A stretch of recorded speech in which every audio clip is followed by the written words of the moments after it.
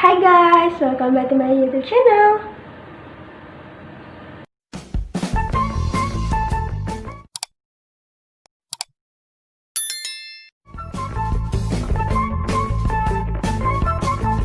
Oke guys, kali ini kita akan membahas hasil observasi mengenai pendidikan anak dalam sudut pandang budaya. Sebelumnya kita harus mengetahui terlebih dahulu apa itu multikultural. Multikultural itu artinya keberagaman budaya. Sedangkan jika digabungkan, pendidikan multikultural merupakan respon terhadap perkembangan keberagaman populasi sekolah sebagaimana tuntutan persamaan bagi setiap kelompok. Nah, langsung saja kita memasuki hasil observasi yang saya lakukan pada tanggal 14 Desember 2020 dengan dinarasumberni oleh salah satu guru di RA Tahfiz Al-Quran Al-Khairiyah yang bernama Ibu Nina Handayani SPD. Adapun pertanyaan yang saya ajukan pertama ialah bagaimana cara guru di RA ini mengenalkan budaya kepada anak didiknya dalam proses pembelajaran? Berikut jawaban dari Ibu Nina. Yang pertama, kita bisa membacakan buku tentang budaya Indonesia ya. Jadi banyak sekali buku yang berisi tentang adat istiadat di Indonesia, mulai dari sisi pakaian tradisional, bahasa daerah, lagu, cerita rakyat, makanan khas, hingga tempat-tempat wisatanya.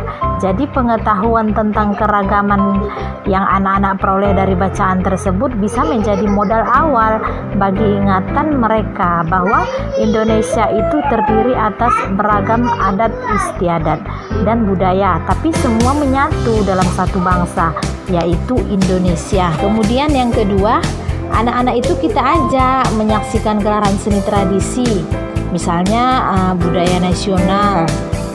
Budaya nasional itu kan puncak dari seni-seni tradisi. Nah, tiap daerah itu kan dia memiliki seni tradisi yang mengandung makna filosofi.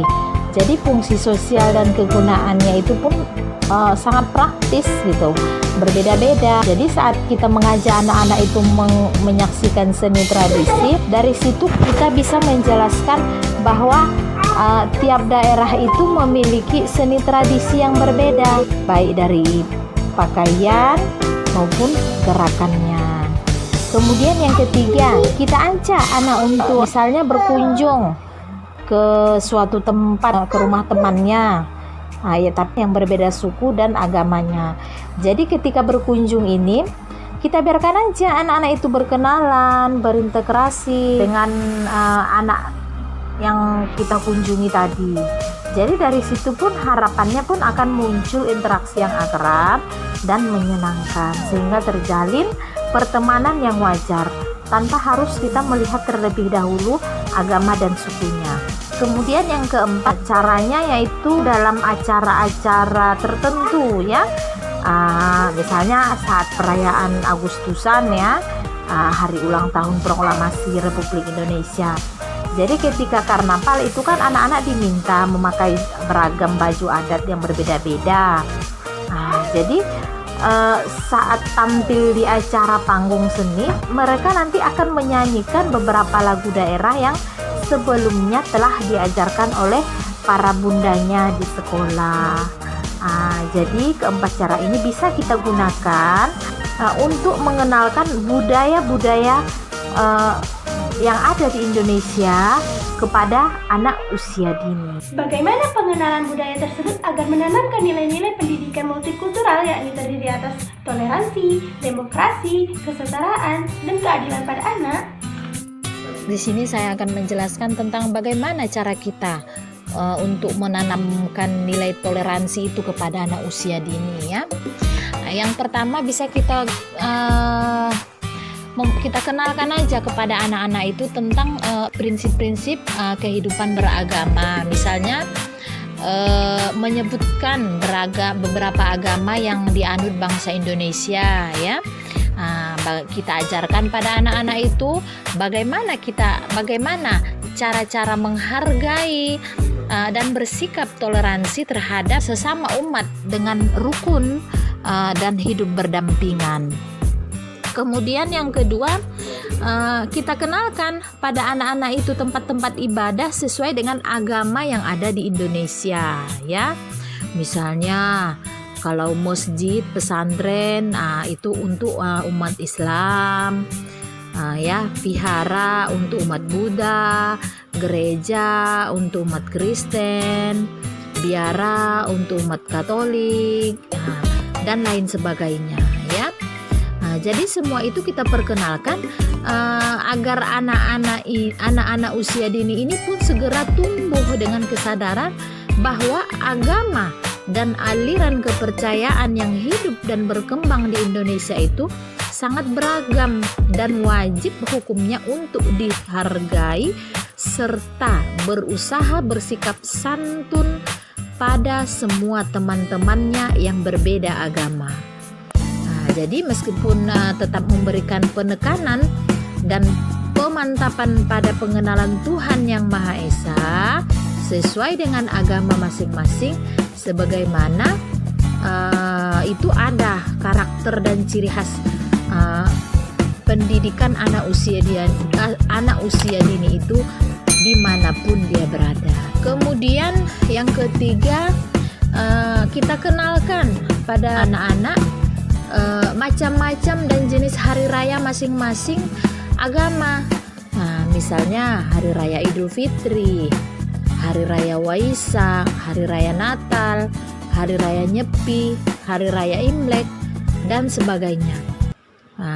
Kemudian di saat kita menjelaskan itu harus kita sertai dengan sikap toleransi dan menghormati terhadap pemeluk agama lain yang sedang merayakannya.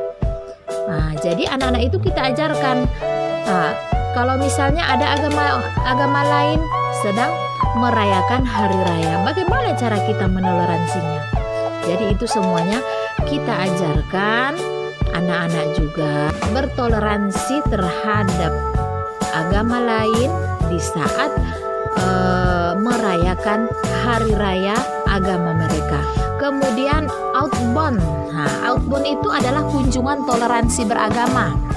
Saling mendatangi tempat-tempat ibadah itu merupakan langkah yang paling efektif dan menyenangkan bagi kepentingan untuk menumbuhkan sikap toleransi semenjak dini pada anak usia dini.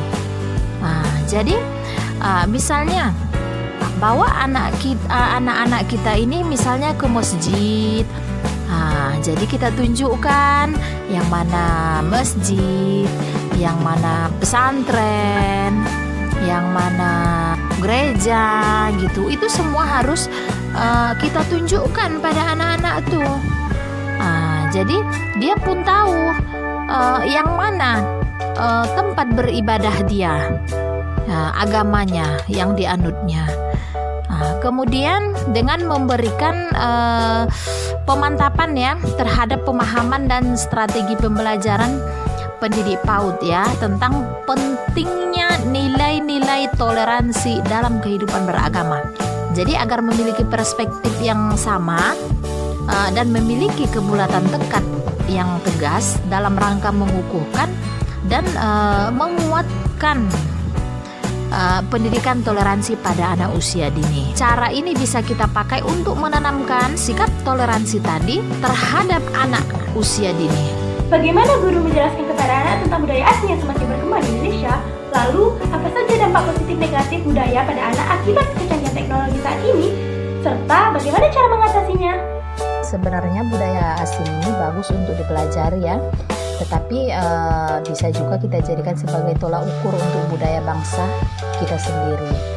Tetapi di usia yang terlalu dini, anak itu tidak dapat menyaring mana yang baik untuk ditiru dan mana yang tidak. Jadi budaya asing yang tidak sesuai dengan budaya bangsa itu akan membuat anak kita itu menjadi dewasa sebelum waktunya. Salah satu cara untuk menghindari dampak buruk dari globalisasi budaya asing ini yaitu dengan cara kontrol dari orang tua. Jadi orang tua yang pertama itu orang tua itu harus pede terhadap kebudayaan bangsa sendiri.